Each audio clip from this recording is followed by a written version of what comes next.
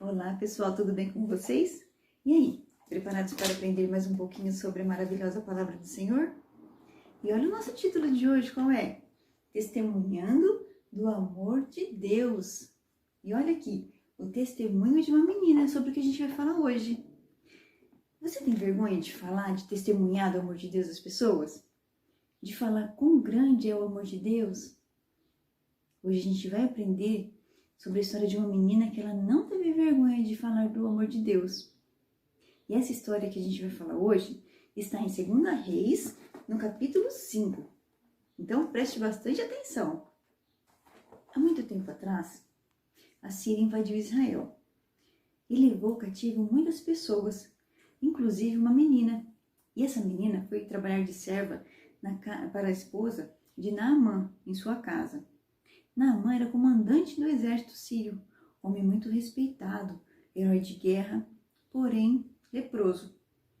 Essa menina, coitada, não deve ter sido nada fácil para ela, porque ela foi para um lugar distante, longe de seus pais, de seus amigos, da sua cultura. E lá na Síria eles adoravam outros deuses, e ela já conhecia o único Deus verdadeiro. Ela foi criada desde pequenininha, ouvindo falar no único Deus, o Deus que cura, que restaura, o Deus criador. Para ela foi muito difícil estar num ambiente totalmente diferente do que ela havia sido criada, e ainda mais longe da sua família. Mas certo dia, ela descobriu que Naamã ficou sabendo, porque ela estava na casa com Naamã, a esposa dele, e ela ficou sabendo que Naamã estava com lepra. E aí ela disse à sua senhora, esposa de Naamã: se o meu senhor fosse até Israel e procurasse o profeta, ele poderia curá-lo. Olha só o que ela falou. Ela não teve vergonha de falar que na terra dela havia um profeta de Deus. Ela falou para a esposa de Naamã. Olha só. E aí o que a esposa de Naamã fez? Ela contou para Naamã, e Naamã então foi falar com o rei da Síria. Aí o rei da Síria falou assim: então vá, procure, vá até Israel, procure a cura então. E aí mandou até uma carta para que Naamã entregasse para o rei de Israel. E Naamã então e sua comitiva viajaram e chegaram então a Israel. Chegando lá em Israel, o rei, quando viu a carta, ficou desesperado, porque ele não tinha poder para curar Naamã. E aí ele ficou sem saber o que fazer. Foi então que Eliseu ficou sabendo que Naamã estava lá à busca de uma cura. E Naamã então foi procurar Eliseu. Quando Naamã chegou até onde Eliseu estava, Eliseu não saiu de casa para conversar com Naamã. Pediu que o seu ajudante fosse lá e falasse para Naamã que Naamã mergulhasse no rio Jordão por 7 vezes. Só que Naamã, ele ficou indignado, porque ele falou assim, ele pensava o seguinte, que achava que Eliseu fosse lá, fosse orar por ele, interceder para ele junto a Deus, e que fosse passar a mão naquelas feridas dele e curasse. Olha só o que o Naamã falou com a sua indignação. Abra sua Bíblia aí, em 2 Reis, capítulo 5, vamos ler o versículo 11 e 12. Olha só. Naamã, porém, muito se indignou e se foi, dizendo: pensava eu que ele sairia ter comigo. Por-se-ia de pé, invocaria o nome do Senhor, seu Deus, moveria a mão sobre o lugar da lepra e restauraria o leproso. Olha o que ele continuou dizendo, gente. Não são porventuras Abana e Farfar, rios de Damasco, melhores do que todas as águas de Israel? Não poderia eu lavar-me neles e ficar limpo? E voltou-se e foi com indignação. Ele ficou assim indignado, porque além de Eliseu nem ir conversar com ele pediu para ele mergulhar no rio 7 vezes, sendo que ele considerava que a Síria tinha rios muito melhores do que havia em Israel. Que ele não precisava ter viajado, chegado até Israel para ouvir o que o profeta havia falado, e nem da boca dele, Pediu para que o ajudante dele fosse dar o recado. Só que aí aquelas pessoas que estavam com Naamã falaram assim, nossa, Senhor, mas a gente veio de tão longe, né? A gente viajou, ele não pediu nada difícil, ele só pediu para você mergulhar no rio 7 vezes, né? O que tem isso demais? Não é nada tão difícil de fazer, a gente já está aqui. E o que ele fez? Então, Naamã foi lá e fez isso. Foi lá e mergulhou 7 vezes no Rio Jordão. Quando Naamã saiu, ele estava com a pele igual a de um bebê, lisinha, não havia mais lepra alguma.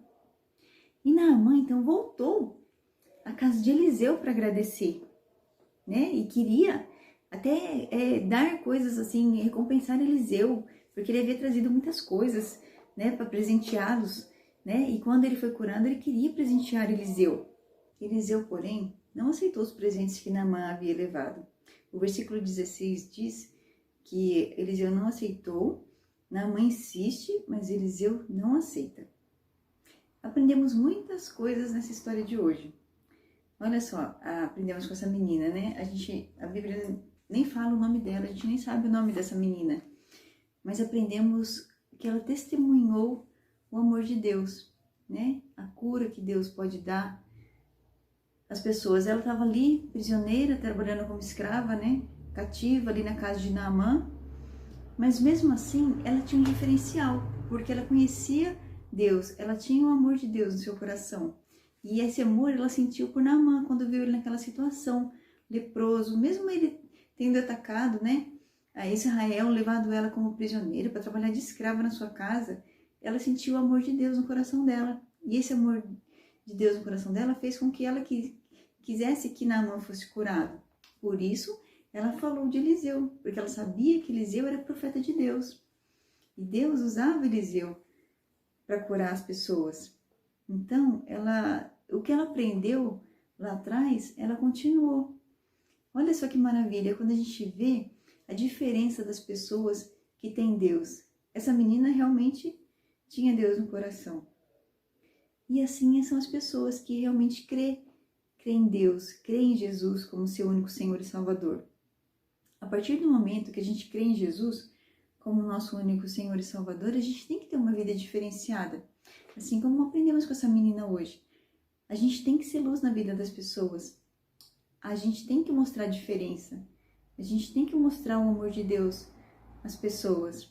Esse mesmo amor que Deus sentiu por nós ao entregar o seu único filho para morrer pelos nossos pecados, que a gente também possa transbordar esse amor às pessoas, esse sentimento de compaixão, querer o melhor para os outros.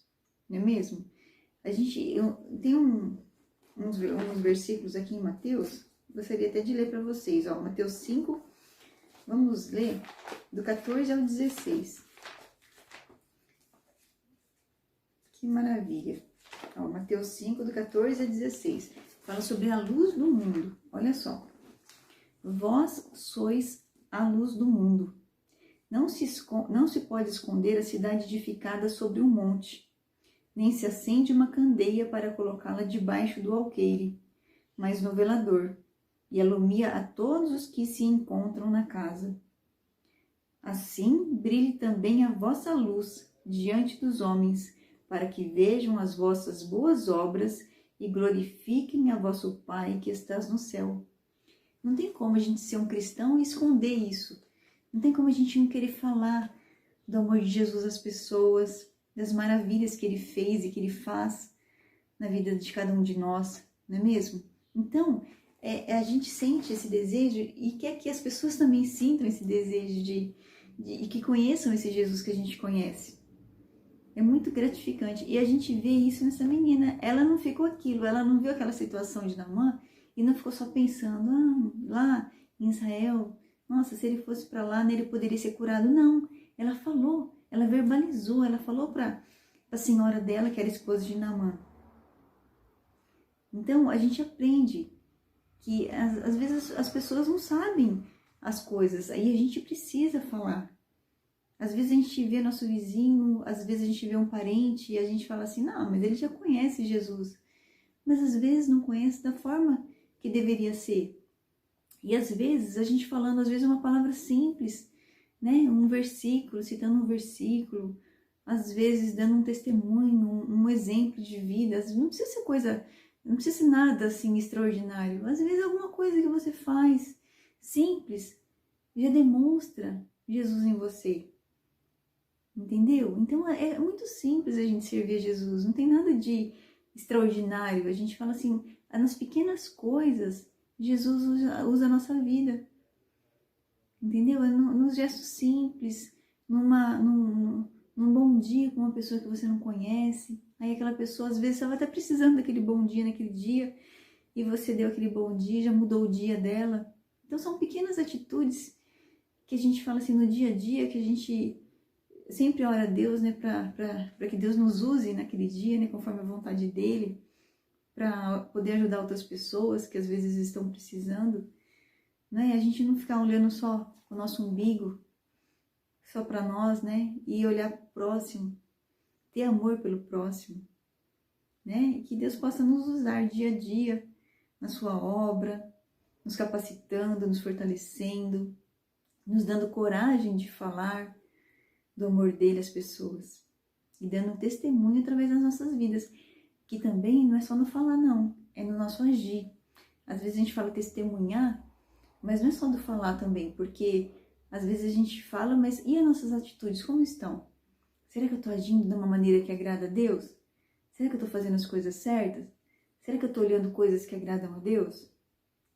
Então, são todos esses gestos que a gente fala assim no dia a dia, né? Que o nosso dia tem 24 horas, então é longo. A gente fala assim, será que eu estou fazendo tudo certinho durante o meu dia? Será que as coisas que eu estou fazendo são todas coisas que agradam a Deus?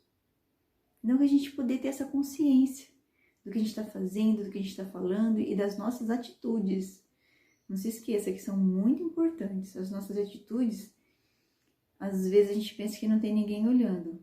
Às vezes tem alguém olhando e o mais importante é Deus, que esse não tem como a gente esconder nada dele. Deus vê tudo. Deus sabe todas as coisas. Não é mesmo? Então vamos orar. Feche seus olhos.